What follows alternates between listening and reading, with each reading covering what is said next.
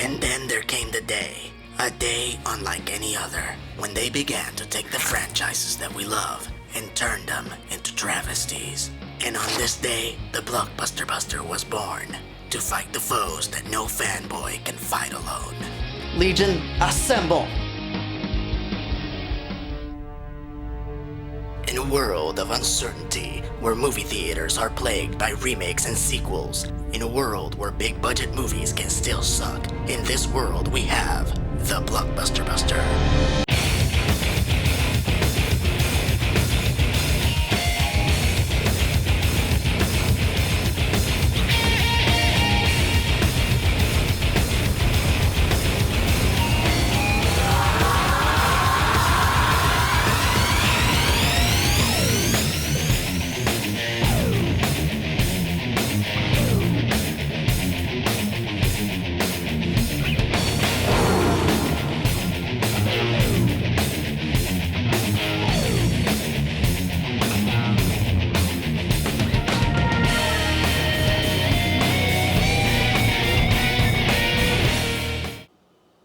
Greetings fanboys and fangirls, I'm ERod and I'm the Blockbuster Buster, and welcome to another edition of the Casting Couch. While I consider myself to be more of a DC fan than a Marvel fan, I will admit that Marvel has a far greater number of good leading characters.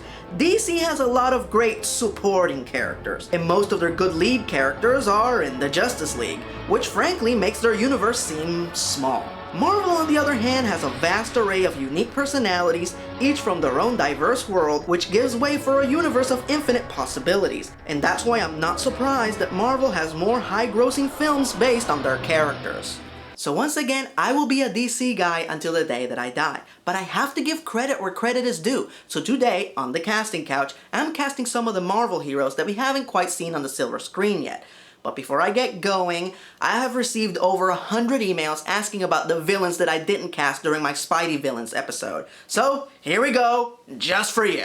The Shocker, Nick Shinlin. Hydra Man, Kiefer Sutherland. Chameleon, Doug Jones. And Tombstone, Carl Lumbly. There, are you happy? Alright, now let's get this fantastic car moving with a few emergency recasts. And who better to start with than a superhero who recently had yet another shitty movie. Yes, I'm talking about the Spirit of Vengeance. Ghost Rider. Tricked by Mephisto to take on the role of the Spirit of Vengeance, Johnny Blaze scours the land all the while ridding the world of all sorts of paranormal threats as the Ghost Rider. This is a tortured, brooding character who shouldn't be played by a relentless goof. I'm not saying that Nicolas Cage is a bad actor. All I'm saying is that this is most definitely not the role for him. So who would I pick to play the cool and brooding Ghost Rider? Jim Caviezel. From Christ to the Rider. Caviezel has already proven himself as someone who can give justice to an obsessive, brooding, and vengeful character. If you don't believe me, check him out as Edmond Dantes in The Count of Monte Cristo, where he plays a guy who is patient and meticulous all the while getting his revenge. And after you see him get back at his enemies, try and tell me you don't want to see him on the Hell Cycle, spinning a chain over his head. Vengeance has a name, Green Destroyer. You will know it as the Ghost Rider. Alright, let's go to another emergency recast with the First Lady of the Marvel Universe. The Invisible Woman. Now, I've already ranted about my love for Sue Storm, the Invisible Woman, and my severe displeasure with her miscasting. If you want to listen to this rant, just check out my Top 10 Fantastic Four Failures video. For now, let's concentrate on who I would have casted as the First Lady of the Marvel Universe. Maria Bello. She's beautiful, sassy, and very funny, as you can see in Thank You for Smoking. She's everything that Sue is, and then some. Not to mention, she's well-versed and witty enough to properly verbally chastise the other three members of the Fantastic Four into submission. Either of you heard of a reporter named Heather Holloway? Oh, yeah. Yeah, Irish type. Brown hair, big blue eyes, nice skin, amazing tits. Tits, why are tits relevant? Let's see. World-class tits on a reporter interviewing a man with privileged information are relevant. How about it, Nick? Are you a tit man? I said stop!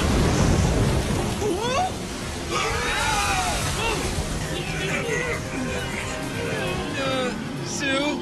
force field squishing. Ow! Okay, one more recast, and then I swear to God I'll get to the characters that we haven't seen yet. But not before I recast the deadliest assassin in the Marvel Universe. Elektra.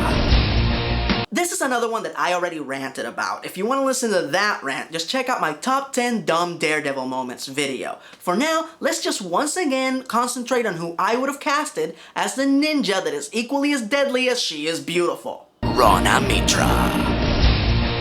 Elektra is not your bubbly girl next door type. She's mysterious, she's exotic, she's out of your league. Rana always has that hypnotizing look on her face, which makes you unsure whether or not she's going to kiss you or staple you to the wall with a broadsword. If that's not Elektra, then I don't know what is. Rough ride. Alright, let's jump into the heroes that we are yet to see on the silver screen. And I can think of no better place to begin than with the Sorcerer Supreme of the Marvel Universe. Doctor Strange. Stephen Strange was an egotistical surgeon until the day that his hands were permanently injured. Looking to find meaning in his life, Strange found an ancient sorcerer who tutored him in the ways of mysticism, and soon Strange became the authority on magic in the Marvel Universe, assuming the role of our magical protector and Sorcerer Supreme. And who do I choose to play the Master of Mysticism? Oded Fur. Better known as Ardeth Bay in the Mummy movies and Carlos Oliveira in the Resident Evil franchise, Oded is your classic Hollywood gun-shooting, horse-riding action hero. Not to mention, he already has plenty of experience playing a superhero sorcerer, with his role as Dr. Fate in Justice League Unlimited. But this is one actor I feel should not be hidden away in a recording booth, thus he has the charisma and the classic appeal to bring Stephen Strange to life. I am Doctor Strange, master of the mystic arts. We should take that act to Vegas. All he needs is a couple of tigers. Alright, let's move on to a hero that started out as the female version of a much more popular male superhero, but eventually she found a way to step out of his shadow. Spider-Woman. Now, Jessica Drew has a really convoluted backstory, and while the source of her powers has changed at least twice, the part of her history that remains a constant is that Jessica started out as a villain, working for the terrorist organization called Hydra. She became a superhero as part of her quest for redemption, in an effort to make up for her past crimes. And who better to play a superhero with issues than Eliza Dushku. Better known as Faith on Buffy the Vampire Slayer, Dushku is the master of playing vicious vamps and complicated heroines.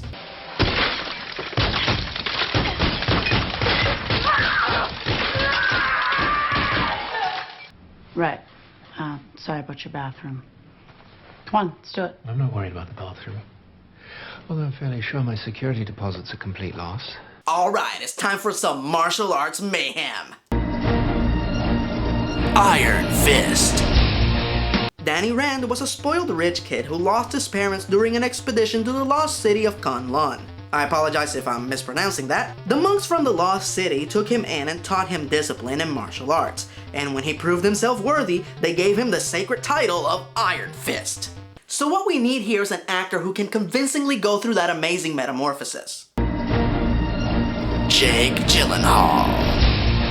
From the pitiful fool that he is in Jarhead, to the heroic Prince of Persia. And yes, I know a lot of you hate this flick, but Gyllenhaal was still a pretty solid heroic figure, who I feel is worthy of the dragon crest and the yellow ballet slippers. Fist of Fury! Strength! The power of T!